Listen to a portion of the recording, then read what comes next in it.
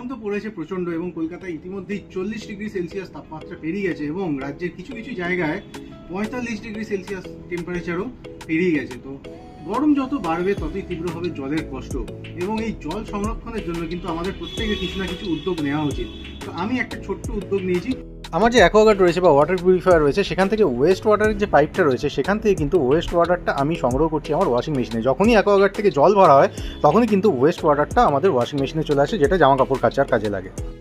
এছাড়াও কিন্তু তোমাদের যাদের বাড়িতে এয়ার কন্ডিশনার রয়েছে, এসির থেকে যে জলটা বেরোয় সেটাও কিন্তু একটা রিজার্ভারে বা একটা বালতিতে সংগ্রহ করে রাখতে পারো, যেটা গাছে দেওয়া বা অন্যান্য কাজে কিন্তু ব্যবহার করতে পারো, মানে জলটা যাতে ওয়েস্ট না হয়। তো এই ছিল আমার কাছে দুটো আইডিয়া তোমাদের সঙ্গে শেয়ার করলাম। এবার তোমরা কিন্তু তোমাদের মতো একটু চেষ্টা করতেই পারো জল সংরক্ষণের জন্য। টাটা, টেক কেয়ার, দেখা হচ্ছে আবার পরের ভিডিওতে। সবাই সুস্থ থেকো, ভালো থেকো।